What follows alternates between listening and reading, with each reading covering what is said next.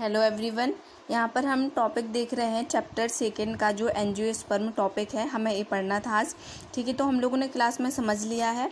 बाकी जिन्होंने class attend नहीं की है वो ये वीडियो देखकर पढ़ेंगे। ठीक है, तो यहाँ पर हमने बताया था कि जो एंजियोस्पर्म होते हैं, लास्ट वाली क्लास में देखा था कि जिम्नोस्पर्म होते हैं वो नेक्ड सीड रहते हैं, लेकिन जो एंजियोस्पर्म होते हैं वो कैसे होते हैं, कवर्ड सीड होते हैं।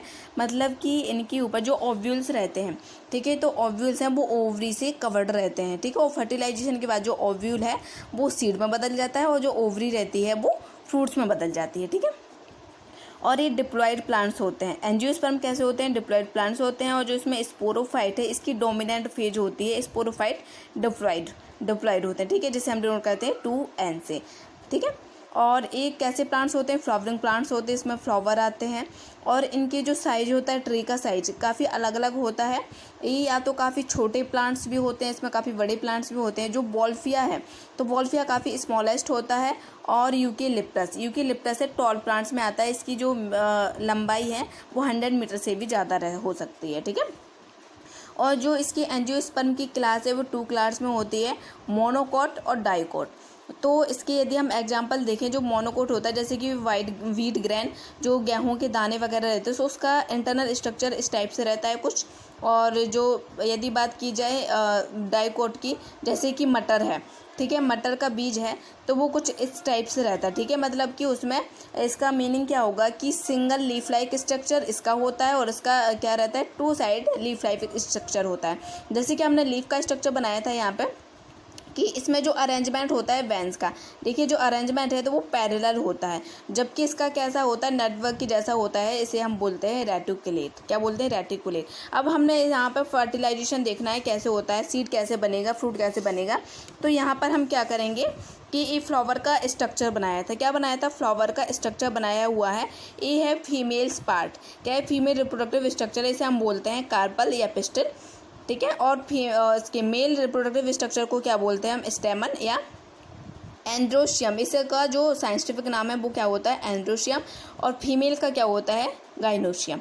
ठीक है, और इसकी जो होती है ये क्या होती है, सेपल्स होती हैं, इसे कैलेक्स बोलते हैं और इसे हम थैलेमस बोलते हैं। ठीक है, अब यहाँ पे हम बनाएंगे कि जो मेल रिप्रोडक्टिव स्ट्रक्चर है वो कैसा होता है। जी हमने स्ट्रक्चर बनाया, ये 2 लोब्स होते हैं। ठीक है, इसे ए स्ट्रक्चर बनाया हमने, इसे हम एंथर बोलते हैं, इसे फिलामेंट्स बोलते हैं।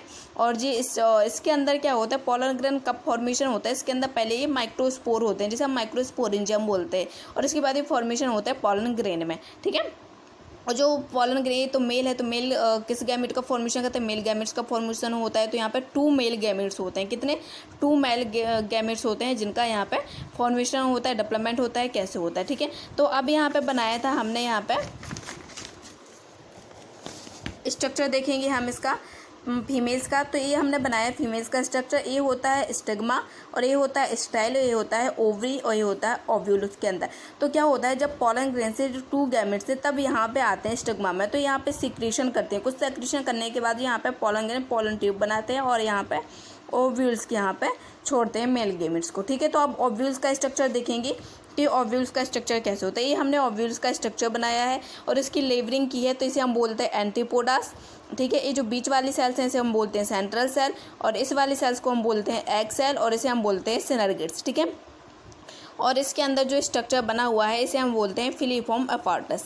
ठीक है, तो क्या होता है कि जब भी यहाँ पे जो पोलन ग्रेन के माध्यम से मेल गैमेट्स आते हैं तो कहाँ पे इन्हें फ्यूज करना है, तो ये यहाँ पे जो फिलीफॉर्म्स होते हैं, फिलीफॉर्म अपार्टस होते हैं, वो ही इनको बताते हैं, उनको इंस्ट्रक्शन देते हैं पोलन ग्रेन से, जो कि मेल गैमेट्स यहाँ पे छोड़ते हैं। तो जब मेल गैमेट्स यहाँ पे छोड़ेंगे तो यहाँ पे एक एन है, क्या है, मतलब एक हैप्लॉइड सेल्स है। हैप्लॉइड सेल्स यहाँ पे एक और एन से मिल जाती है, तो यहाँ पे बनता है जाइगोट, जिसे हम बोलते हैं 2N, जाइगोट बनेगा। ठीक है, और यहाँ पे 2 सेल्स है, सेंट्रल सेल्स होती है। यहाँ पे भी एक, क्योंकि हमने 2 मेल गैमेट्स देखे, तो एक का फर्टिलाइजेशन यहाँ पे होता है और एक का फर्टिलाइजेशन यहाँ पे होता है।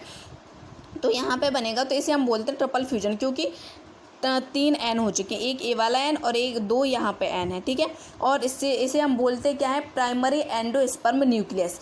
Primary endosperm nucleus. तो एंडोस्पर्म की जो फॉर्मेशन है वो जाइगोट के पहले क्यों होती है, हमें ये देखने, जाइगोट से पहले क्यों होती है। इसलिए होती है क्योंकि जो एंडोस्पर्म है वो किसी डेवलपिंग एम्ब्रियो और जाइगोट को नरिशमेंट देती है, किसी नरिशमेंट देती है, इसलिए ये पहले ए वाला फ्यूजन होता है। कौन सा, ए वाला फ्यूजन होता है, उसके बाद ये जाइगोट बनता है। ठीक है, तो यहाँ पे हमने देखा 2 बार फर्टिलाइजेशन होता है, एक तो यहाँ पे जाइगोट बनता है, यहाँ पे एक और यहाँ पे क्या बनता है प्राइमरी एंडोस्पर्म न्यूक्लियस। तो 2 बार फर्टिलाइजेशन होने की वजह से इसे हम बोलते हैं डबल फर्टिलाइजेशन। क्या बोलते हैं? Double fertilization. ये आपके एग्जाम में क्वेश्चन आता है तो ध्यान से देखिएगा, ठीक है। तो इसे हम बोलते हैं डबल फर्टिलाइजेशन। और इसके बाद जब फर्टिलाइजेशन होता है तो ओव्यूल सीड में बदल जाता है और ओवरी है वो फ्रूट्स में बदल जाती है। तो ये हमारा टॉपिक यहाँ पे कंप्लीट हुआ। Okay, thank you.